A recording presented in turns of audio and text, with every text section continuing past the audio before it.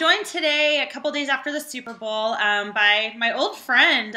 Gosh, I've known you for, I feel like 20 years, but I don't think it's been that long. Bob Dorfman, the executive creative director at Baker Street Advertising in San Francisco. Welcome, Bob. Hi. I know you have a busy day.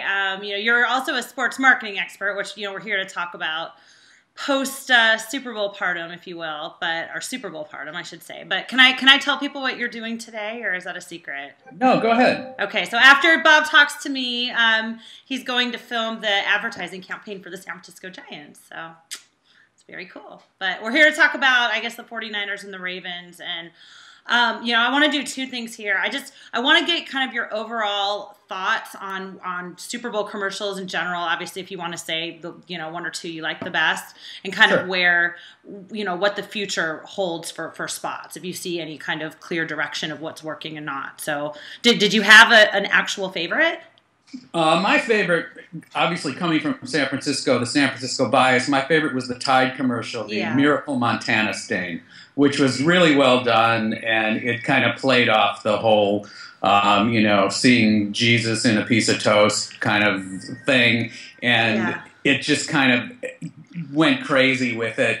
I liked how it still tied back to the product at the end, and it had a product message with Tide. It tied into the game by having the 49ers and the Ravens kind of pitted against each other a little bit. Yeah. Which must have been a great coincidence. I mean, I don't know. There's no way that they could have done that in 2 weeks. The Montana, and then possibly they could have done that with the wife. Could have put her in a different jersey depending on which team the 49ers were playing.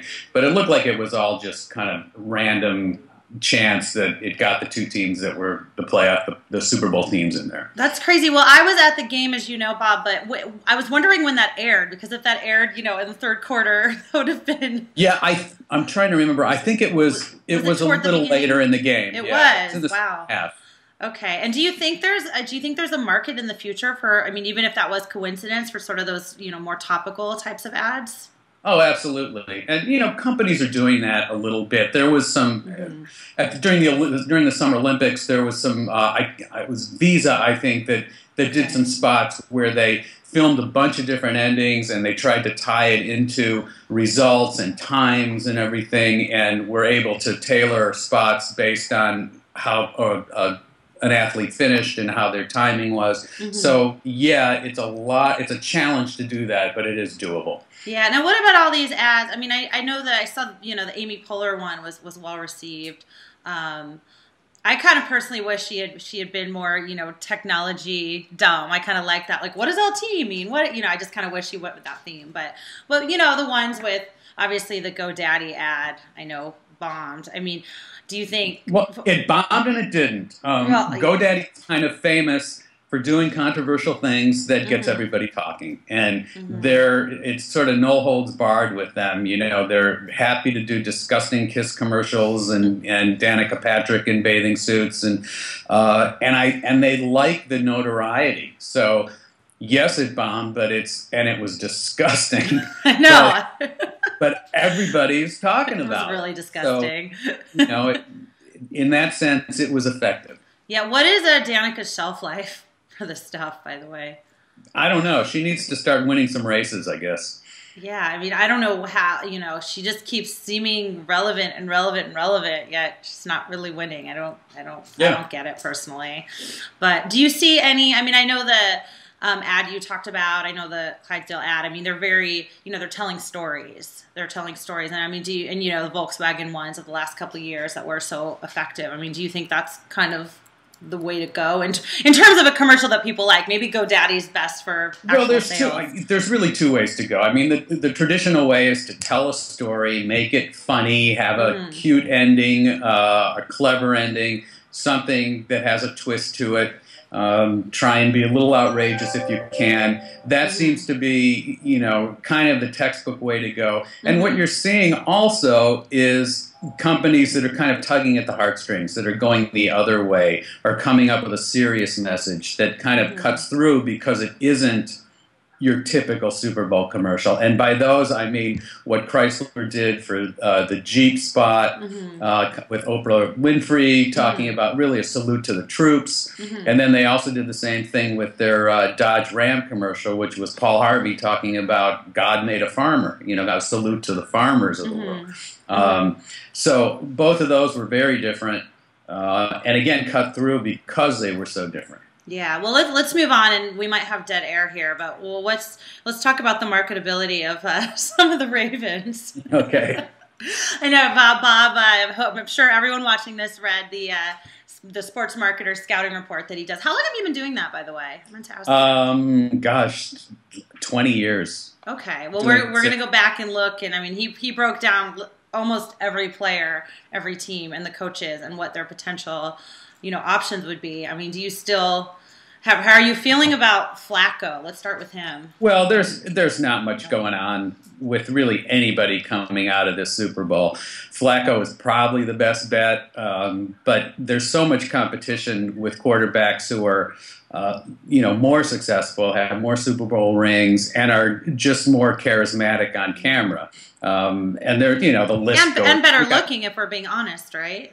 Huh? And better looking, if we're being honest. Yeah, he's not a bad-looking guy, but he's not Tom Brady. Exactly. And, on the other extreme, you've got Peyton Manning, who's certainly not good-looking, but he's kind of played that sort of goofy guy next door role, and he's, just great delivering a line and not afraid to make fun of himself. So, there's a gamut you can run in terms of, how you can be a successful endorser. As a quarterback, I don't know where Flacco fits in. He's just, even his dad called him dull. Yeah, that's kind of an issue. Now, what about the Harbaughs? I mean, I know John is also extremely dull, and Jim is known to have a boring press conference, except for the one crazy one he had during Super Bowl week. But what about the parents? I mean, is that played out now, or it might be played out a little bit. If those guys were a little more media friendly, they could do a lot, but I don't think they really want to or care to. So, Jim did a thing with Visa that was on during the Super Bowl where they were in the locker room, and he actually delivered his line pretty well. I think both of them could be very successful as a team, doing things for, being on an ATT cell phone call, checking in on each other, those kind of things, doing like the Oreo double stuff team that the Mannings did. There's a lot of opportunities for them together, but I just don't think they have the inclination. Yeah, because I kind of feel like, I mean, Jack and Jackie Harbaugh were so great in New Orleans. I mean, their press conference was so entertaining. I mean, I don't know if you saw it. They literally came out and did a, who's got it better than us in unison and delivered it well. And I just feel like there'd be something so cute if somehow, they were congratulating him and, Jim walks through the door and, that John puts his arm around Jim. It'd be something that obviously have to be turned around right away. But yeah, any kind of family product would be great for all of them if they really wanted to do it. I just don't know if they do. And certainly Jackie could be like the next Michael Phelps' mom who did who cashed in Chico's.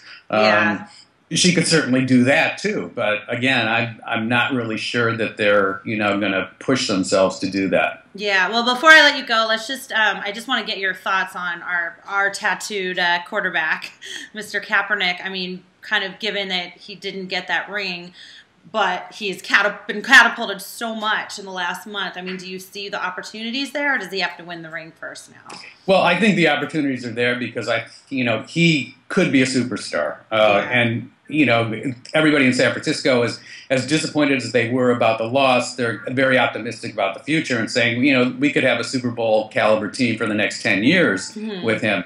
So I think he has a lot of potential as a marketable athlete.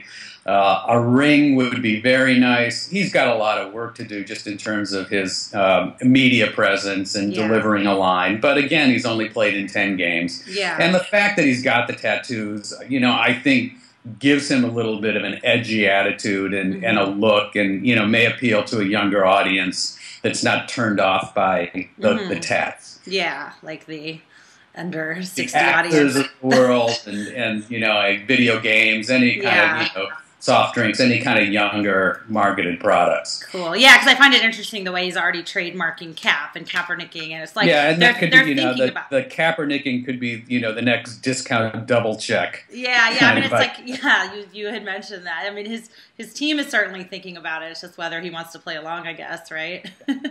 All right, Bob. Well, thank you so much. Have fun with Mr. Bochy and whoever, the whole gang today. Whoever. Sure, will, I guess you won't reveal who you're working with, but No, cannot say anything. But I look forward to the ad, and thank you again for your scouting report and just being an expert on all this stuff. It's really fun to talk about.